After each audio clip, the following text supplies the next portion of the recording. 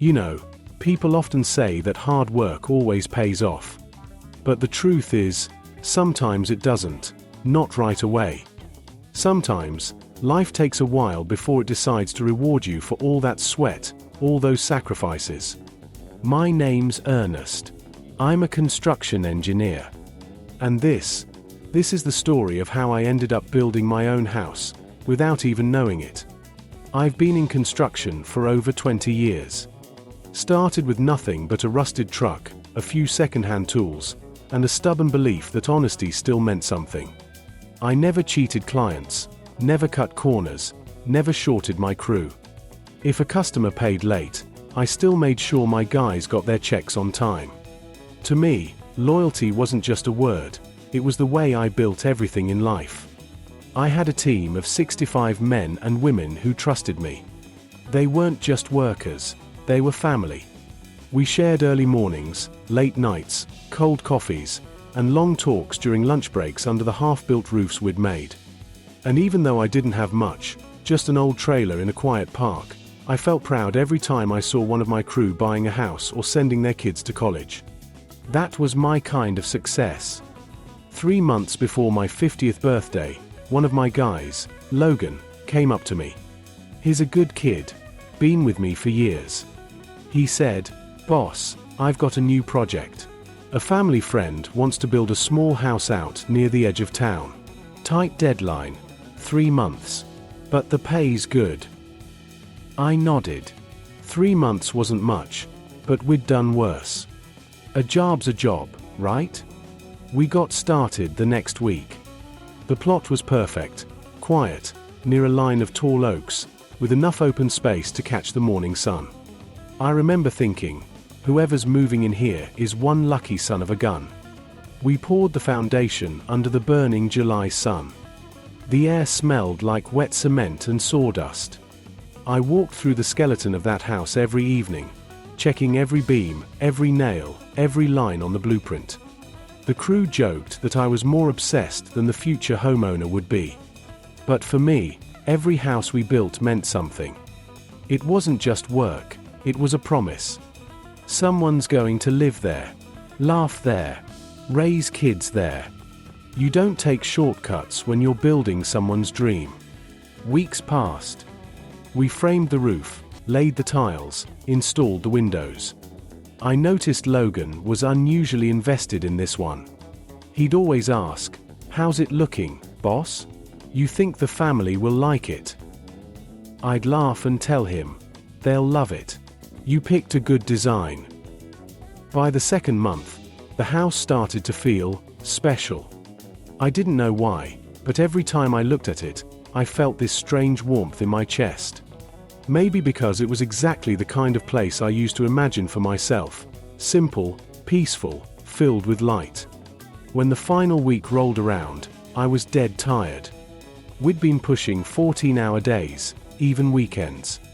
But when I saw the finished home, white walls, wide porch, a small garden out front, I felt that familiar rush of pride. We were supposed to meet the client that day. So I showed up early, in my old jeans and dusty boots, just to do one last walkthrough.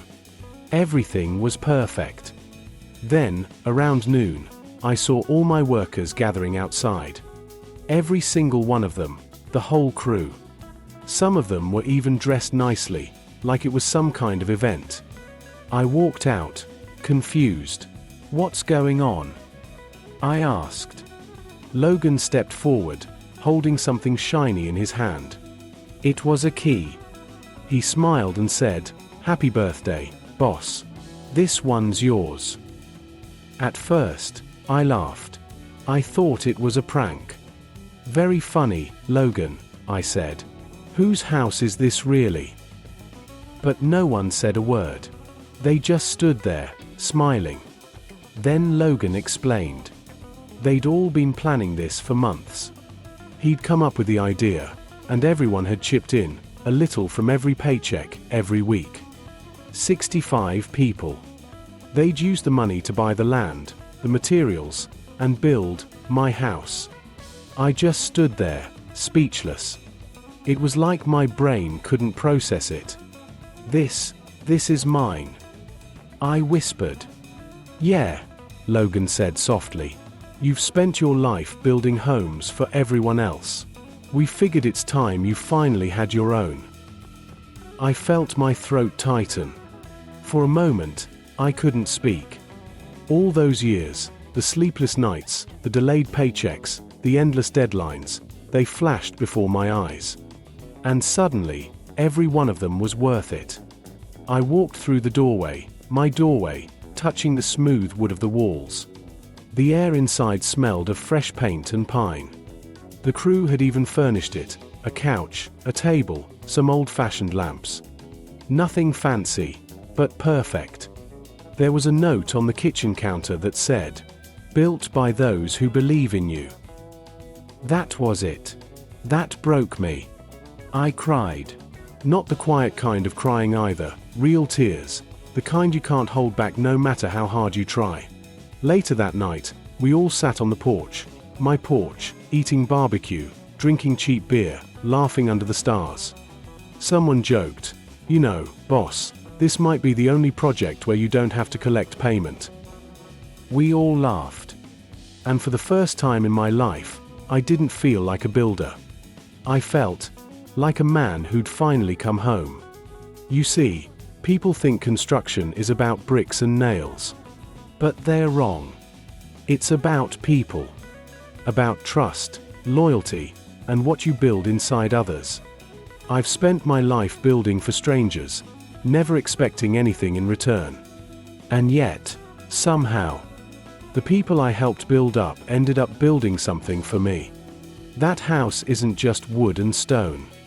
It's 65 hearts. It's proof that when you build with honesty, someday, life builds something honest for you too. This is Ernest, signing off. And if you're out there working hard, thinking no one notices, trust me, somebody does.